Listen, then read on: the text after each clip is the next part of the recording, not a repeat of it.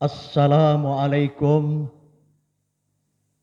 warahmatullahi wabarakatuh.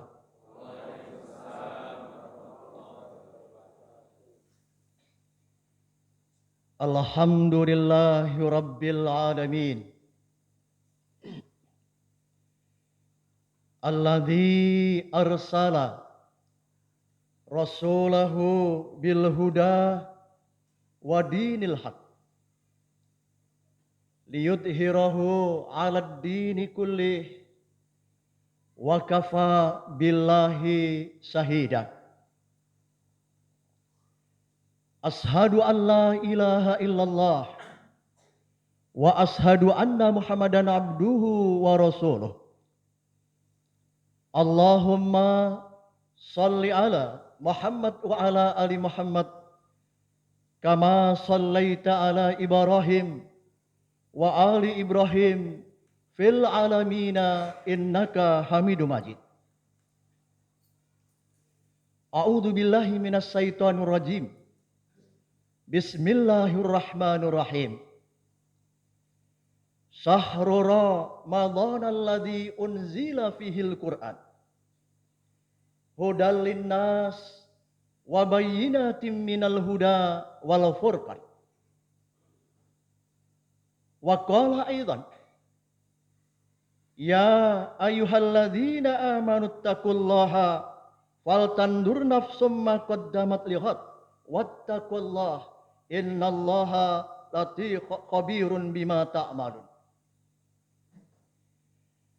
Jamaah sekalian yang dimuliakan oleh Allah, khususon kepada angkatan muda, pemuda padi Masjid Pangeran Diponegoro yang saya cintai. Marilah kita sanjungkan puji dan syukur kehadapan Allah Subhanahu wa taala atas karunia dan atas ridhanya. Kita sekalian pada saat ini telah diberikan kesempatan oleh Allah untuk melaksanakan ibadah Syam Ramadan sampai kepada hari yang ke-5 ini. Tentunya dengan satu harapan, semoga Ramadan kali ini Allah berkenan memberikan amal ibadah kita bersama-sama, kemudian mengampuni segala dosa yang telah kita lakukan. Bersabda Nabi, "Man shoma Ramadhana imanan wa ihtisaban, ghufira lahu ma taqaddama min dhanbi." Barang siapa manusia melaksanakan ibadah siaran Ramadan atas dasar panggilan semata-mata iman karena Allah, niscaya segala dosa-dosa kita yang telah lalu akan diampuni oleh Allah Subhanahu wa taala. Mudah-mudahan kita termasuk golongan manusia yang terampuni oleh Allah Subhanahu wa taala. Jamaah sekalian yang saya hormati, tahun 2020 telah berlalu di hadapan kita bersama-sama dengan ujian pandemi Covid. Dan kita saat ini telah memasuki tahun 2021. Demikian pula bulan suci Ramadan tahun lalu 1441 Hijrah telah berlalu. Dan alhamdulillah kita saat ini memasuki bulan suci Ramadan 1440 Hijrah. Islam mengajarkan sebagai sosok manusia yang beriman kepada Allah, masa demi masa, waktu demi waktu berkewajiban untuk bisa melakukan introspeksi diri, muhasabah diri. Apakah kehidupan kita saat ini lebih baik atau lebih buruk? Sebagai satu nawaitu untuk melakukan perbaikan manusia itu sendiri. Khalifah Ali bin Abi Thalib, sahabat Nabi, pernah berfatwa, barang siapa manusia yang hidupnya saat ini sama dengan tahun yang lalu, saat yang lalu dia termasuk golongan manusia yang sangat merugi. Sama saja itu rugi. Dan barang siapa, kata Sayyidina Ali, orang yang hidupnya saat ini lebih baik daripada saat yang lalu. Dia termasuk golongan manusia yang dimuliakan oleh Allah dan beruntung. Tetapi kata Sayyidina Ali, barang siapa manusia yang hidupnya saat ini lebih buruk, lebih jelek, lebih jahat, lebih zalim kepada siapapun juga, maka dia termasuk golongan manusia yang dilaknat oleh Allah Subhanahu wa taala. Itulah fungsi muhasabah. Begitu pentingnya muhasabah, apalagi dalam bulan suci Ramadan ini. Allah telah berfirman dalam Al-Qur'anul Karim, surat Al-Asr yang tadi saya bacakan, ayat 18. Ya ayyuhalladzina amanuttaqullaha wal tandur nafsum ma qaddamat lihat. Wattaqullah innallaha khabirun bima ta'malun. Wahai orang-orang yang beriman, bertakwalah kamu kepada Allah dengan sungguh-sungguh. Dan hendaknya di antara kamu sekalian memperhatikan apa yang akan dikerjakan untuk hari esok di akhirat. Bertakwalah kamu kepada Allah. Sungguh Allah mengetahui apa yang telah dikerjakan oleh manusia itu. Baik, buruk, jahat, dan lain sebagainya. Oleh karena itu, ada 3 prinsip muhasabah. Koreksi diri untuk perbaikan, apalagi bulan suci Ramadan ini sebagai bulan tarbiyah dan bulan muhasabah. Apa muhasabah yang perlu dilakukan oleh manusia yang beriman kepada Allah? Yang pertama kata Nabi, muhasabah terhadap ad-din kita, agama kita. Apakah sepanjang kehidupan kita selama ini diparingi hidup oleh Allah dengan berbagai kesenangan, sudah mampu menempatkan posisi agama di atas segala kepentingan manusia? Apakah Allah sudah memberikan menjadi tujuan akhir kehidupan manusia untuk mencari ridha Allah? Sudah atau belum? Dan apakah kita semuanya yang mestinya bersyukur kepada Allah sudah mampu menempatkan posisi qul inna salati wa nusuki wa mahyaya wa mamati lillahi rabbil alamin?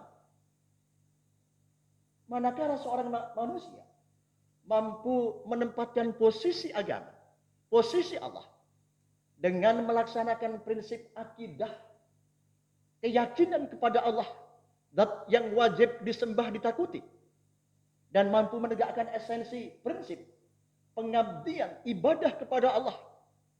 Demikian pula mampu menegakkan kehidupan ini dengan akhlakul karimah, termasuk orang-orang yang berani menegakkan amar ma'ruf nahi munkar dalam kehidupan sosial, ekonomi, dan kehidupan politik bangsa saat ini. Allah memberikan jaminan manusia yang mampu menjaga akidahnya, mampu menjaga ibadahnya, mampu menjaga moralnya, dan berani dia tegak berdiri untuk melawan segala kezaliman, dia akan dijamin oleh Allah hidupnya mulia di dunia dan akhirat. Itulah prinsip yang pertama yang perlu kita pahami bersama-sama sebagai seorang muslim, apalagi anak-anak muda, generasi bangsa yang kita cintai ini. Muhasabah yang kedua adalah, kata Nabi, muhasabah terhadap ad-dunya kita. Apakah selama kita hidup ini sudah mampu menata hidup kita, membina keluarga kita, melakukan kewajiban-kewajiban tugas apapun juga, menempatkan posisi agama sebagai pondasi kehidupan itu sendiri. Diberikan nikmat oleh Allah selama ini, apakah sudah mampu menempatkan salat yang kita lakukan selama ini, sudah mampu mendekatkan diri kita kepada Allah, atau justru sebaliknya? Orang semakin tua, mestinya dia akan dekat kepada Allah. Tapi banyak di antara kita sebaliknya, semakin tua, semakin cinta dunia dan hawa nafsu. Syukur kita kepada Allah, apakah sudah mampu menempatkan posisi sholat kita yang mampu mencegah dari segala keji dan perbuatan mungkar yang dilakukan oleh manusia seperti yang kita lihat saat ini. Kita bisa melihat mayoritas bangsa ini Islam, tapi justru Islam tertindas di negara ini. Seperti zaman Belanda dulu, orang itu melaksanakan ibadah silahkan, membuat pondok silahkan, tapi jangan bicara tentang persoalan ekonomi umat, persoalan politik umat. Pasti dihabisi. Seolah-olah zaman ini seperti zaman penjajahan. Dan itu bertentangan dengan prinsip konsensus nasional, Pancasila, dan Undang-Undang Dasar 45. Artinya, kalau ada kebijakan negara yang semacam itu, dia makar kepada NKRI. Betapa banyak orang yang menyatakan beriman kepada Allah, tapi laku perbuatannya suka maksiat dan dosa, mencuri, menipu, apalagi anak muda, minuman keras, pergaulan bebas. Bahkan banyak di antara pejabat negara kita yang Muslim ketika menjabat disumpah dengan Al-Quranul Karim, tetapi ternyata mereka tega-tega, tidak takut kepada Allah, justru berkhianat kepada rakyatnya, merampok, mencuri, bahkan para menteri pun yang disumpah jabatannya tega-teganya BLT, kemudian dikorupsi, menegakkan hukum tidak adil. Para ulama yang kemudian mengkritisi pemerintah karena cintanya kepada pemerintah justru dibully, dihukum dan sebagainya. Tetapi para koruptor besar bebas dari tuntutan hukum. Kasus BLBI sekarang ini diindahkan. Korupsi, merampok hak kerakyatan berarti membunuh rakyat, tetapi justru dibiarkan saja. Bahkan banyak di antara kita melihat orang-orang yang mestinya tahu agama dan alim. Dalam Quran dikatakan ulama tega-teganya dia beragama atau agama, tetapi demi jabatan kekuasaan materi justru menista agamanya sendiri. Oleh karena itu kita doakan dalam muhasabah ini, mudah-mudahan para pejabat negara, presiden kita, menteri kita, termasuk camat dan sebagainya sadar, tobatan nasuhah, kembali ke jalan yang benar. Sebab apa? Sayyidul qaumi khatimuhum. Jabatan dan kekuasaan itu adalah abdi dan pelayan masyarakat. Bukan bos. Presiden itu rewangi rakyat, digaji oleh rakyat. Tapi kalau kemudian presiden menipu rakyat, laknatullah. Kita doakan mereka itu tobatan nasuhah. Tetapi saya ingatkan, ketika mereka itu diingatkan oleh Allah dengan berbagai bencana nanti, dengan peringatan oleh manusia dan para ulama, tidak juga sadar, pasti laknat Allah akan diberikan kepada mereka. Betapa kuatnya PKI dulu. Nggak ada yang tahu. Tapi atas ridha Allah, nasakom yang kokoh kuat, menindas para umat Islam, hancur karena ridha Allah. Demikian pula, rezim penguasa ini kalau tobatan nasuhah tidak dilakukan, pasti laknat dan azab akan diberikan kepada mereka itu semuanya.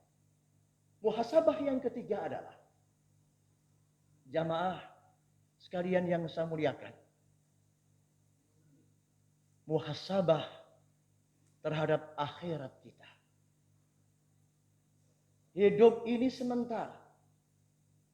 Hidup itu orang Jawa mengatakan mek mampir ngombe. Setiap manusia yang berjiwa akan mati. Apakah sepanjang kehidupan kita ini ada yang umurnya 25, 50 tahun, 60 tahun, bahkan saya ini besok September sudah 70 tahun. Apakah kita semuanya ini sudah mempersiapkan diri untuk bekal mati kita? Atau kita justru memupuk harta kekayaan, materi, jabatan yang tidak akan dibawa mati? Betapa gagahnya presiden kita, jenderal-jenderal kita, dengan kuasanya kadangkala seenaknya sendiri menegakkan hukum. Hukum ditegakkan bukan untuk keadilan, tetapi untuk kekuasaan. Ini fakta. Tapi ingatlah wahai manusia, dia juga akan mati. Ketika seorang mati, kata Nabi,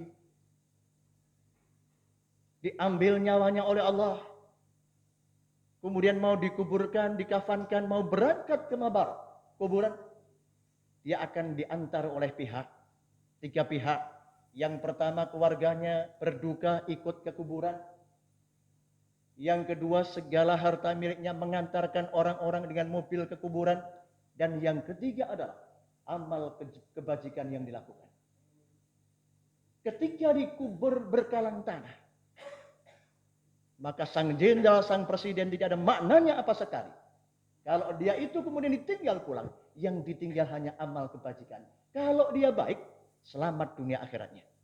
Tapi kalau dia itu nggak baik, penipu, menzalimi rakyatnya, membunuh rakyatnya, maka dia akan diberikan azab yang luar biasa. Atas dasar itulah, maka tentunya di bulan suci Ramadan yang kita muliakan ini sebagai bulan tarbiyah, mendidik bagaimana seorang manusia memperkuat akidahnya, ibadahnya, membina anak-anak istrinya agar menjadi anak-anak yang soleh. Dan kemudian sebagai bulan muhasabah, menilai apakah diri kita itu semakin baik atau buruk. Mudah-mudahan Ramadan kali ini memperkuat posisi kita sebagai seorang hamba Allah yang mau tunduk dan patuh kepada Allah. Dan insya Allah kita semuanya kalau istiqamah akan dimuliakan oleh Allah Subhanahu wa ta'ala. Aqulu qouli hadza wastaghfiru innahu huwal ghafurur rahim. Billahi taufiq wal hidayah. Assalamualaikum warahmatullahi wabarakatuh.